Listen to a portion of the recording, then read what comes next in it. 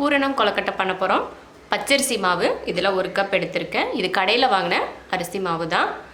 தேங்காய் இதில் 1 கப் எடுத்திருக்கேன். வெல்லம் 1 கப் எடுத்திருக்கேன். வெல்லத்தை வந்து துருவி எடுத்திருக்கேன். அப்போ தான் கல் எதுவும் இல்லாமல் இருக்கும், அதனால் துருவி எடுத்து வச்சுருக்கேன். வெல்லம் கூட 1/2 கப் சேர்த்துக்கலாம்.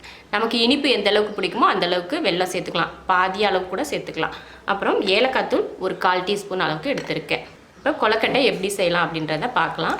அதுக்கு முன்னாடி நம்ம சேனலை சப்ஸ்கிரைப் பண்ணாதவங்க சப்ஸ்கிரைப் பண்ணிக்கோங்க. பக்கத்தில் இருக்க பெல் பட்டனை ப்ரெஸ் பண்ணிங்கன்னா தான் நான் போடுற வீடியோ உடனுக்குடனே உங்களுக்கு தெரிய வரும். இப்போது கொழுக்கட்டை எப்படி செய்யலாம் அப்படின்றத பார்க்கலாம். 1 ஸ்பூன் நெய் ஊற்றுறேன். ஃபஸ்ட்டு முதல்ல பூரணம் செஞ்சு ஆற வச்சுக்கலாம். நெய் காஞ்சதும் தேங்காய் துருவல் சேர்த்துக்கலாம். தேங்காய் துருவலை ரொம்ப ப்ரௌனாக வறுக்கக்கூடாது, லைட்டாக வறுத்தா போதும். அதில் இருக்க கொஞ்சம் ஈரம் இருக்கும் இல்லையா, அது போகிற அளவுக்கு வறுத்தா மட்டும் போதும். அவ்வளோதான், தேங்காய் வறுத்தாச்சு. இப்போ வெல்லம் சேர்த்துக்கலாம். வெல்லம் 1 கப் சேர்க்கலாம், இல்லைன்னா 1/2 கப் சேர்த்துக்கலாம். நம்ம இனிப்பை பொறுத்து வெல்லம் சேர்த்துக்கலாம். ஏலக்காய் தூள்,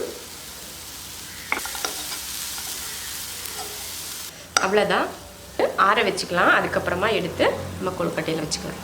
இதை ஆற வச்சுட்டு இந்த தண்ணி இன்னொரு அடுப்பில் கொதிக்க வச்சுருக்கேன். மாவு பிசைகிறதுக்காக தண்ணி கொதிச்சிருச்சு. இப்போ ஆஃப் பண்ணிடலாம். நல்லா தண்ணியை கொதிக்க வச்சுக்கணும். இப்போ ஒரு பவுலில் அரிசி மாவை சேர்த்துக்கலாம். கொஞ்சம் உப்பு, அளவுக்கு அதிகமாக உப்பு சேர்க்கக்கூடாது, கொஞ்சமாக சேர்த்தா போதும். ரொம்பையும் சேர்த்துறாதீங்க. இதில் ஒரு 1/4 டீஸ்பூன் அளவுக்கு சேர்த்தா போதும். கலந்து விட்டாச்சு.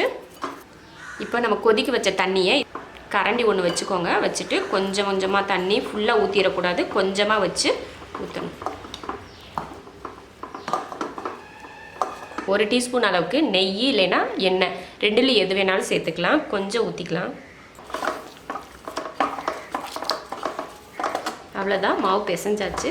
ரொம்ப தண்ணியாகவும் இருக்கக்கூடாது, ரொம்ப கெட்டியாகவும் இருக்கக்கூடாது. ஒரு சப்பாத்தி மாவோட பதத்தில் இருக்கணும். அவ்வளோதான், பிணைஞ்சாச்சு. அடுத்து பூரணம் ரெடி பண்ணி கொழுக்கட்டையில் வச்சிடலாம்.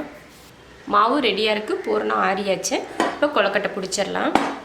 இப்படி உருண்டை பிடிச்சிட்டு இந்த மாதிரி உள்ளங்கையில் இந்த மாவை வச்சு இப்படி அமுத்திக்கலாம். அமுத்தினோம்னா கொஞ்சம் அகலமாக கிடைக்கும். அப்போ நம்ம இந்த பெருவிரல் இருக்கு இல்லையா, அதை வச்சு இப்படி அமுத்தணும்.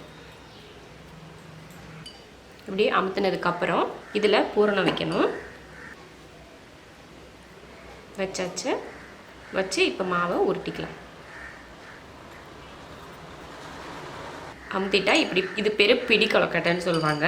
இந்த மாதிரி பிடிக்கிறது. இதை தனியாக எடுத்து வச்சிடலாம். கொழுக்கட்டைக்கு அச்சு கூட இருக்குது, அச்சில் கூட கொழுக்கட்டை வச்சுக்கலாம். இப்போ இது போல் நல்லா பரத்திட்டு மறுபடியும் அதுக்குள்ளே பூரணம் வச்சுக்கலாம்.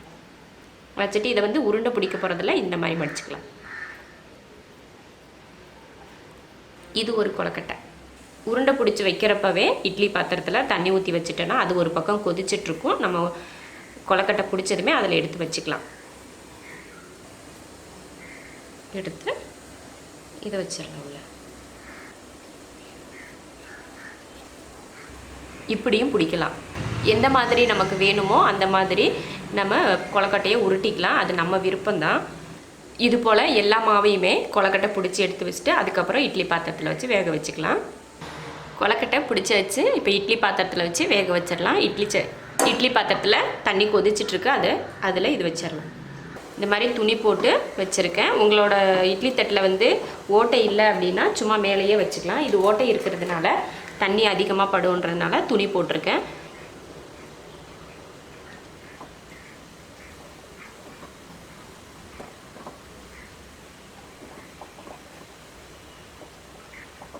இதை மூடி வச்சுட்டு ஒரு 10 நிமிஷம் வரைக்கும் வேக வச்சுட்டு அதுக்கப்புறமா அடுப்பை ஆஃப் பண்ணிக்கலாம். இப்போ மூடி வச்சிடலாம். 10 நிமிஷம் ஆயிடுச்சு. இப்போ கொழுக்கட்டை வெந்திருக்கும், எடுத்துடலாம். இப்போ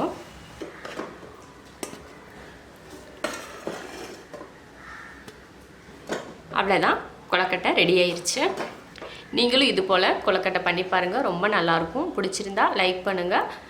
மற்றவங்களும் பார்க்கணுன்னு நினச்சிங்கன்னா ஷேர் பண்ணுங்கள். மறக்காமல் சப்ஸ்கிரைப் பண்ணுங்கள். நன்றி.